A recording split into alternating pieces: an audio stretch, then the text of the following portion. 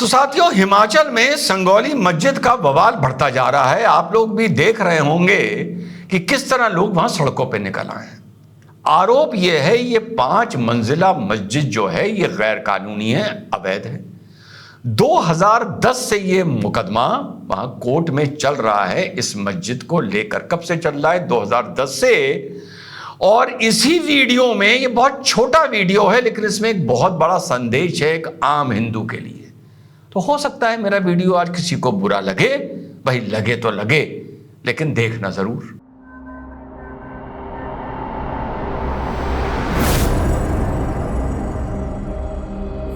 Hello, नमस्कार, सत श्री अकाल, अस्सलाम वालेकुम। कैसे हैं जनाब? तो संगौली मस्जिद का बवाल अब सड़कों पर, कोर्ट से निकलकर सड़कों पे उतर आया है। इससे पहले जावेद ने एक वीडियो अपलोड कर दिया था कुर्बानी में, कुर्बानी देते हुए जानवर को दिखाते हुए। तो ये पहले हल्ला मचा कि इसने गौ हत्या की है, लेकिन बाद में विवेचना में पाया गया कि नहीं, गौ हत्या नहीं थी, लेकिन उसका वीडियो इतना आपत्तिजनक था कि लोग सड़कों पर निकल आए थे।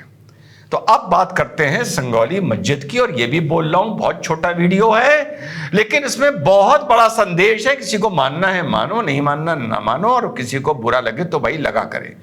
2010 से ये बवाल चल रहा है इस मस्जिद को लेकर। अभी 2 फैक्ट सामने आ रहे हैं तो दोनों बता रहा हूं।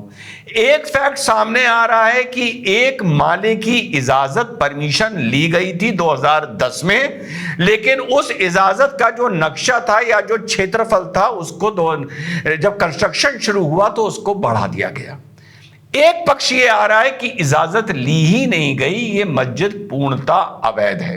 लेकिन इतना तय है कि अगर इजाजत भी ली गई तो जो चीज सामने आ रही है वो ये है कि 1 स्टोरी की थी, जो ऊपर 4 स्टोरी बनी, वो तो निश्चित ही अवैध है।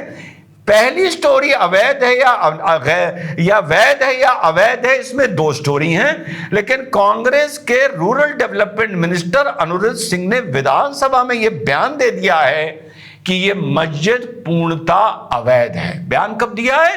अभी 3-4 दिन पहले दिया है। अब मैंने क्यों बोला था आप लोगों को कि भाई कुछ बहुत छोटा वीडियो है, बहुत बड़ा संदेश है, कुछ को बुरा लगेगा तो भैया लगा करे, लेकिन संदेश जो मैं दे रहा हूं धरातल पर बस उसी संदेश में दम है।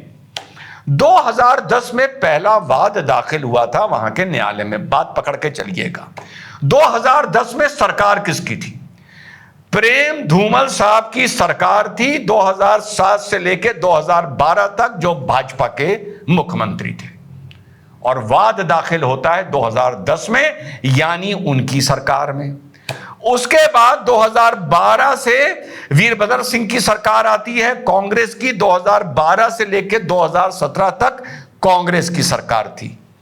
माना जाता है कि इस दौरान उस मस्जिद का विस्तार हुआ। 2017 से 2022 तक भाजपा की सरकार रहती है, यानी 2007 से लेकर 2012 तक भाजपा की सरकार है। 12 से लेकर 17 तक कांग्रेस की सरकार है, जिसमें मस्जिद का विस्तार होता है। भाजपा की पहली सरकार में, धूमल साहब की सरकार में इसका कंस्ट्रक्शन होता है। और ठाकुर साहब की सरकार, भाजपा की जयराम ठाकुर जी की सरकार 2017 से 2022 तक रहती है। 2022 के बाद सुक्खू जी की सरकार आ जाती है। बिल्कुल क्लियर है? समझ गए आप लोग? तो कोई भी इन दोनों पॉलिटिकल पार्टी में से ये नहीं बोल सकती कि इस मस्जिद की नींव रखने से लेकर 5 माले तक पहुंचने तक हमारा कोई रोल नहीं है। साफ बता रहा हूं, बुरा लगे तो कोई बात नहीं है, कोई बात नहीं अगर बुरा लगे, लेकिन सच ये है। संदेश भी सुनते जाओ जिनको इतनी बात बुरी लगी होगी। भाजपा हो या कांग्रेस हो, अभी यहां मैं कांग्रेस की बात नहीं कर रहा, भाजपा की बात कर रहा हूं।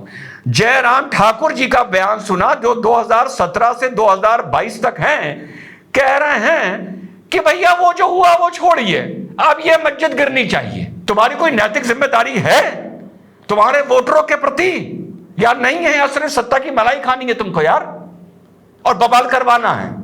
ये मैं बोल रहा हूं भाजपा के लेटेस्ट चीफ मिनिस्टर को संबोधित करते हुए, जयराम ठाकुर जी को।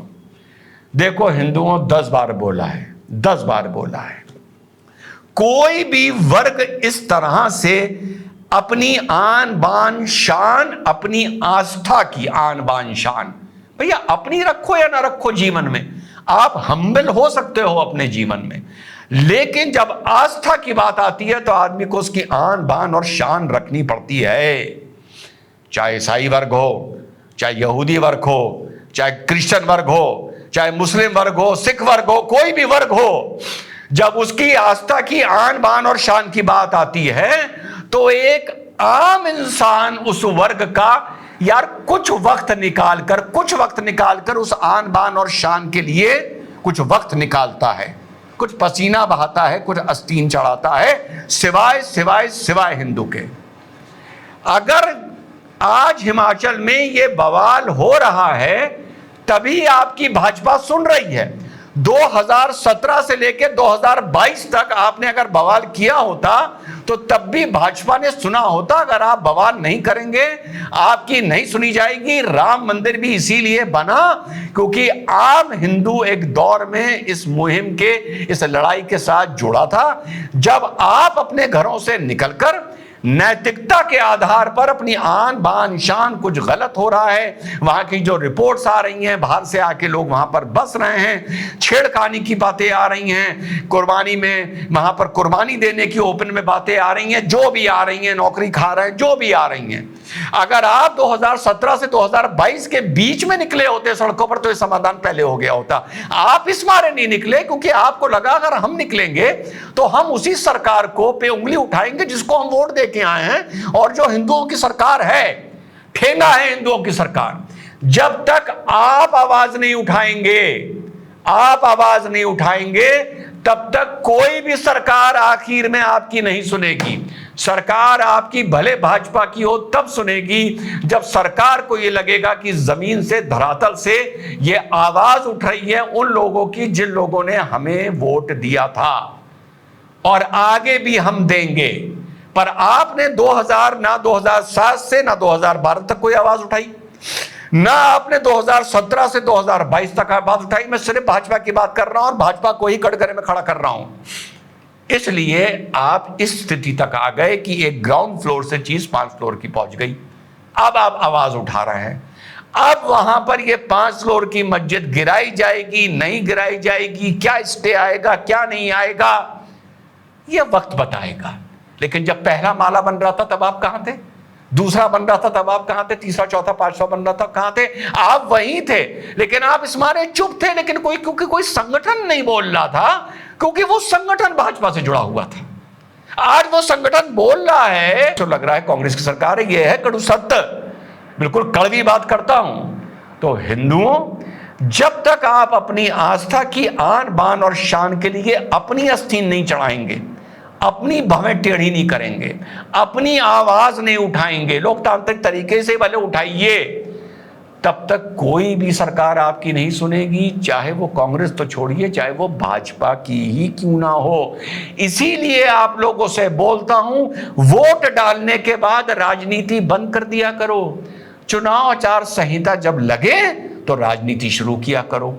वोट जब डाल के आ जाओ तो राजनीति बंद। और अगर वो आदमी जीत के आया है जिसको तुमने वोट डाला है तो आप उसको और ज्यादा कटघरे में खड़ा कर सकते हैं बनिस्बत दूसरे के। तो जो भी इस तरीके से ये हालात बिगड़ते जाते हैं, ये शिमला की, संगौली की किसी मस्जिद की बात नहीं है। 1000 साल से ये पढ़ रहा हूं, 1000 साल से, और अभी भी देख रहा हूं, और समझा के उधर भी थकता जा रहा हूं और समझा के इधर भी थकता जा रहा हूं। अपनी आन बान शान के लिए तुम्हें खुद आवाज उठानी पड़ेगी, संगठन से हटकर। आवाज संगठन ने मान लिया, लेकिन तुम्हें एक वक्त निकालकर, एक ऑफिस की छुट्टी लेकर, दुकान से छुट्टी लेकर वहां जाना पड़ेगा। तभी तुम्हारी परेशानियां जो बहुत संख्यक में होते हुए तुमको होती हैं वो दूर होंगी, वरना डुगडुगी बजाते जाओगे और आखिर में नुकसान लोकतंत्र के नाम पर, सेकुलरिज्म के नाम पर उठाते जाओगे और राजनीति के नाम पर। जय हिंद, वंदे मातरम, खुदा हाफिज।